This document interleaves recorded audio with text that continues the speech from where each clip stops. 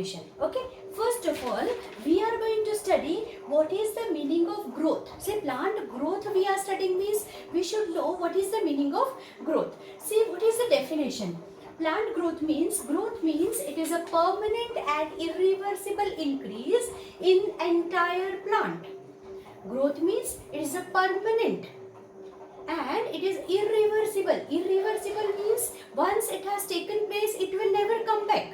Okay, so growth is a permanent and irreversible increase in entire plant, throughout the plant body, or in any organ, or in any tissue, or in any cell. Whatever the permanent and irreversible changes are taking place, that is called as growth. Now, growth has two aspects. Okay, one is called as quantitative growth and another one is called as qualitative growth. See, in two ways growth is taking place. One is called as quantitative growth, another one is called as qualitative growth. See, what is quantitative growth? Whenever the growth can be measured. For example, height of the plant, size of the cell, thickness of the cell. So whatever the thing which is measured, which can be measured, that type of growth is called as quantitative growth. And the growth which cannot be measured, for example, increase in the protoplasm. See, protoplasm we cannot measure. We can say there is increase in the protoplasm, but how much increase, that we cannot say. We can say the growth had taken place, it has, a cell has become mature. Maturity is the growth, but we cannot measure it. Okay, so here we have studied growth. Growth means it is a permanent and it is irreversible increase in entire plant or in organ or in tissue or in cell. Growth has two aspects. One is quantitative growth and another one is called as qualitative growth. Quantitative growth means the growth which can be measured and qualitative growth means the growth which cannot be measured. Now we are going to study about meristeme. See, you should know what is the meaning of meristeme. See, meristeme is nothing but it is a specialized region or it is a specific region where the cells are constantly produced. Or you can say meristeme is nothing but it is a specific region or specialized region where only meristematic tissues are present.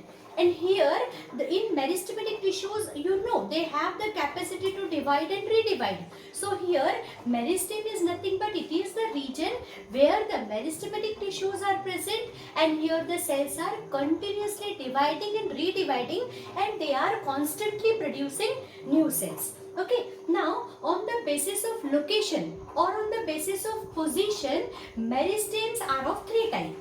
First one is called as apical meristeme, intercalary meristeme and lateral meristeme.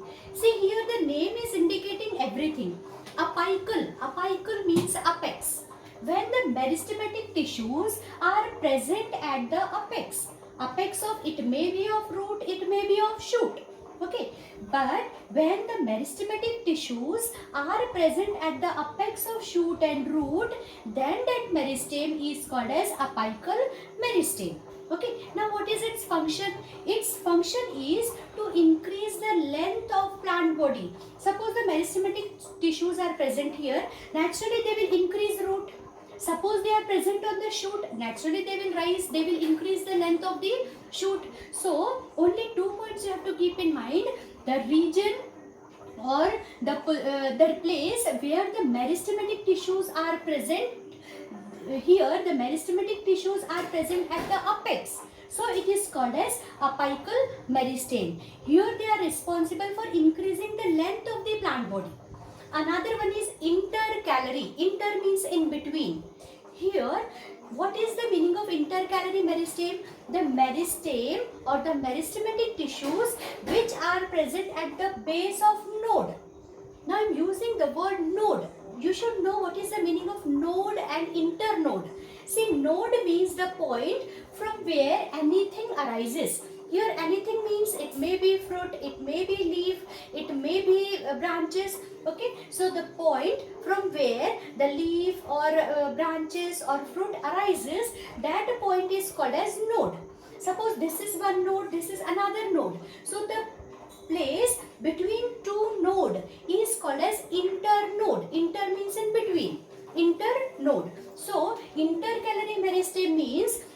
meristematic tissues are present at the node, or you can say at the base of internode, then that meristeme is called as intercalary meristeme. What is its function?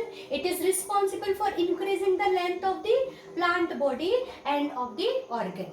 Okay, now last one is lateral meristeme. Lateral, the name is only indicating towards the lateral side.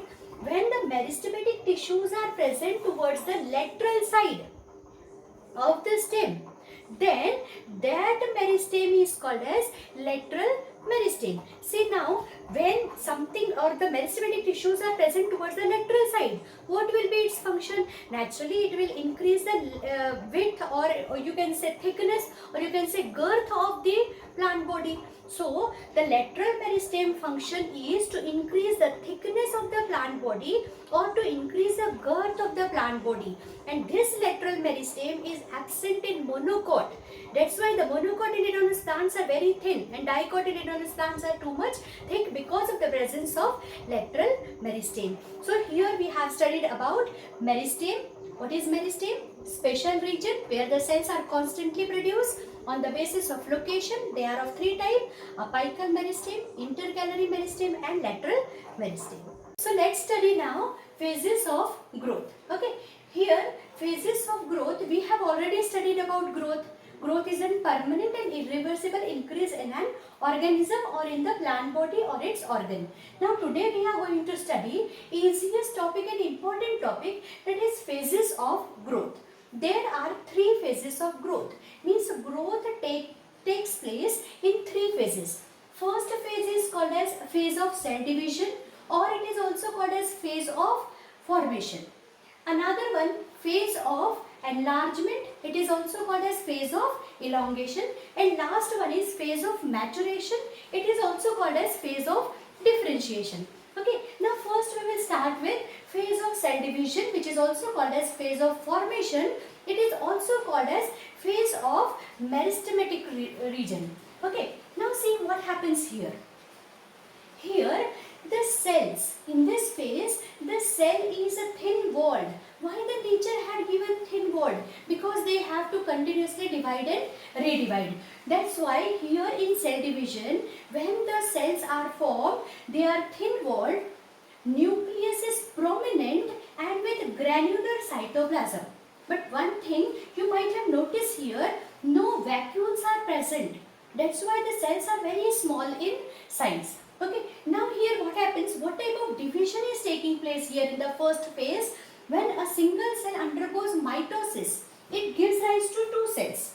And out of these two cells, this one cell becomes maturated, means it do not undergo further division. It becomes maturated, or you can say it undergoes differentiation, and it starts performing its own function. But this second cell, it undergoes a cell division, it becomes a meristematic cell. Means what is exactly happening here? Out of two cells, half of the cell are becoming mature or differentiated, and only half is getting divided. Okay, that's why here the rate of growth is at a slow rate. Means this phase is also called as lag phase. Okay, this first phase is called as phase of cell division. It is also called as phase of formation. Here the cells are thin walled. Here their nucleus is prominent and they have granular cytoplasm. Here out of two cells, when the cell divides mitotically, out of two cells, one cell becomes matured and one cell undergoes division. Okay, here because of this condition only, the cell growth is at a slower rate. That's why it is also called as lag phase. So second is phase of enlargement, or it is also called as phase of elongation. See what happens here. Here the newly formed cells are getting enlarged. Why they are getting enlarged? Only because of the presence of vacuole. If vacuoles are present, means the cell will get enlarged. Vacuoles and other materials are also forming over here inside the cell, and because of this the cell becomes osmotically active. Osmotically active means it starts of receiving water, endosmosis takes place, or it absorbs water, and naturally the cell becomes turgid. Turgid cell means there is increase in the length and the breadth of the cell. So here naturally the very fast the growth is taking place, elongation, enlargement is taking place. That's why here the growth rate is at faster rate, means this phase is also called as exponential phase and it is also called as log phase. Now see, last phase is maturation phase, or it is also called as differentiation phase. Now the name is only indicating what is exactly happening here. Here the cells, they are not dividing. Now they are getting matured or they are getting differentiated. Some becomes xylem, some becomes phloem, parenchyma, collenchyma, sclerenchyma, and they start doing their own function. Suppose the cell get differentiated or matured into xylem, they will start conducting water. Suppose the cell becomes phloem, they starts conducting food. Means now they are not doing the process of cell division. They started doing their own function other than except cell division. Okay, so what happens here? Naturally the growth is not taking place because they started doing their own function. So growth slows down and one stage comes when the growth becomes steady or stationary. So here we have studied phases of growth, 3 phases. One is phase of cell division or formation, phase of enlargement or elongation, and phase of maturation and differentiation.